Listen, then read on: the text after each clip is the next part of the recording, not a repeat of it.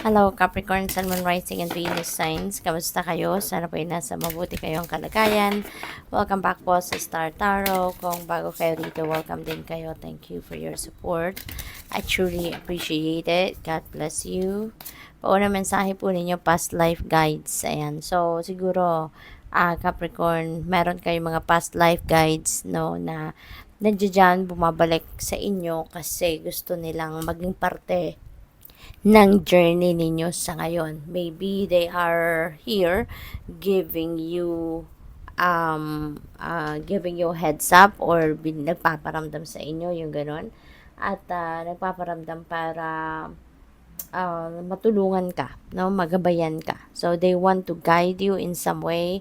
They want to help you, 'di ba, na ma-lead ka towards sa tamang path, no, regardless kung ano man itong parte ng buhay ninyo na nangangailangan kayo ng guidance. So, what else? Kaya ano kayo, pay attention kayo sa mga signs, symbols, 'di ba? Baka meron kayong mga nare-receive ngayon ng mga intuitive messages, no? Pwedeng ganun din yun. So, we have personal guide, ayan, guardian angel, spirit family. Maybe this is your no?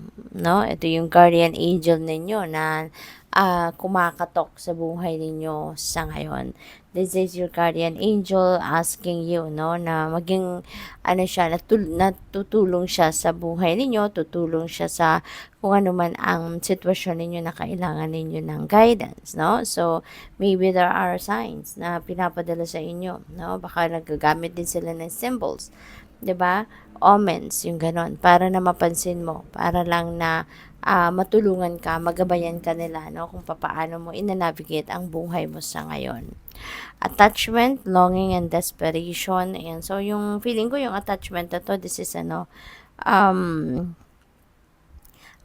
this is something na unhealthy na para sa'yo, no? This is tawag dito, um, unhealthy attachment. Maybe meron ditong mga um, kayo, kinabibilangang sitwasyon na hindi dapat na nandiyan pa kayo, no? Maybe this is like toxic situation, or maybe you are dealing with toxic people, maaring gano'n, no, na nakailangan na ninyong makaalis sa sitwasyon na yan, ano? So, pwedeng ganun ang ganap dyan. So, tignan natin, no? Ano pa lang sana ako magsha-shuffle. Umano na siya. Tumalo ng mag-isa. So, yan. Tignan natin kung ano din ito. So, we have navigating by the stars. Follow your bliss. So, isang panawagan din ito sa inyo ng Divine Universe na sundin mo kung ano yung makakapagpasaya sa'yo. Do whatever it is that's going to make you happy. Do whatever it is that makes your heart sing, your soul sing, yung gano'n. So, sundin mo kung ano yon. At, maaari, no, yung mga past life guides ninyo, yung guardian angel ninyo, maybe you are also being helped out by them, 'di ba? Baka binibigyan ka na nila ng sign, hinihila ka na nila papunta doon sa kung saan kayo dapat mapunta kasi they know na doon kayo magiging masaya, no? So, pwedeng may mga ganong ganap dyan. Kaya, pay attention to the signs, to the omens, synchronicities, mga ganon symbols na ginagamit nila. Kasi, for sure, mamumukaw sila sa'yo, sa damdamin ninyo, okay? Na dapat doon kayo pumunta, na dapat iyon ang gawin ninyo.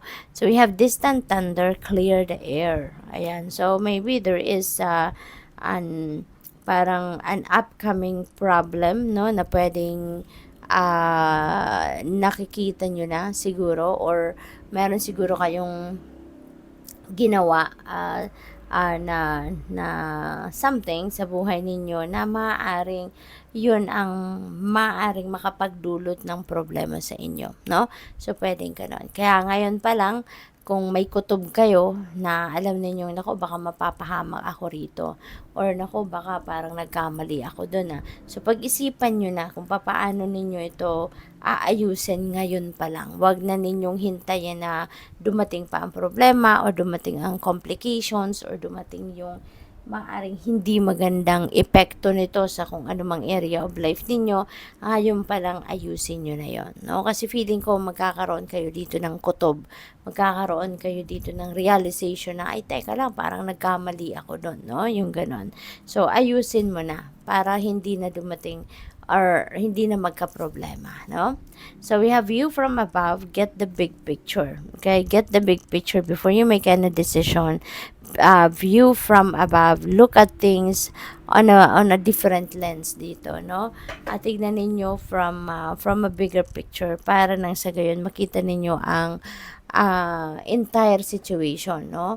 Para hindi lang kung ano lang ang nararating ng mata nyo, yung titignan ninyo at yung pagbabasehan ninyo ng inyong desisyon. Okay? So, you need to get the big picture dito para nang sa gayon makita ninyo ang all four corners of your situation.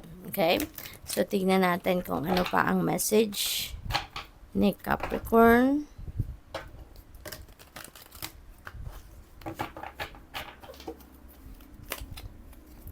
So, we have the moon. Ayan. So, it's important to trust your intuition. Okay? Sabi dito, even if you're unsure of what's happening, all will be revealed soon. So, worry is unnecessary.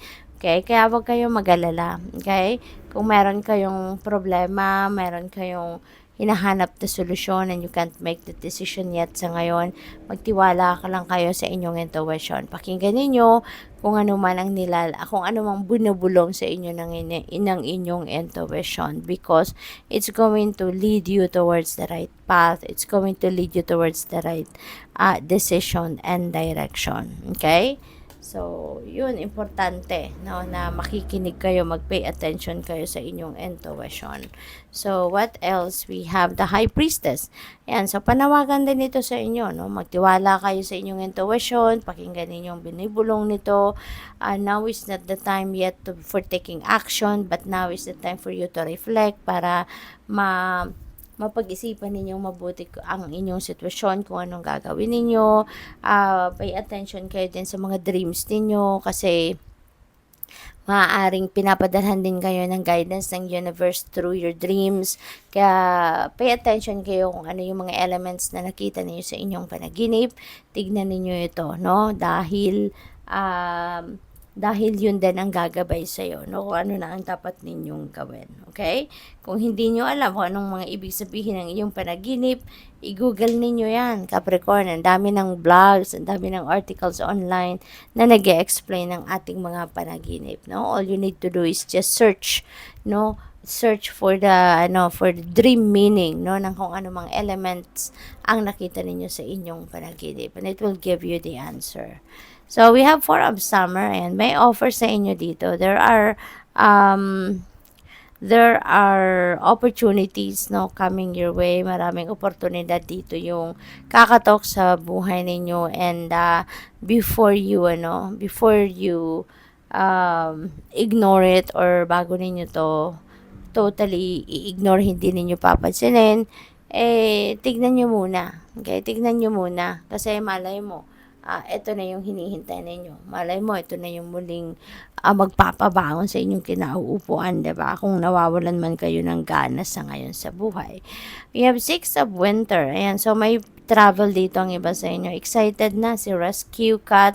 Excited na siya sa pupuntahan niya, no? Because nanggagaling siya sa isang sitwasyon na mahirap, mabigat, no?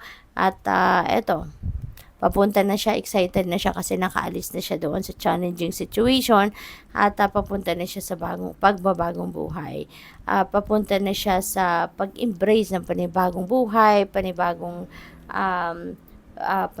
lugar, panibagong trabaho, panibagong tahanan, you know. Relocation is also very imminent for some of you rito. Kaya good luck sa'yo. So, thank you for watching. Love and light. Namaste.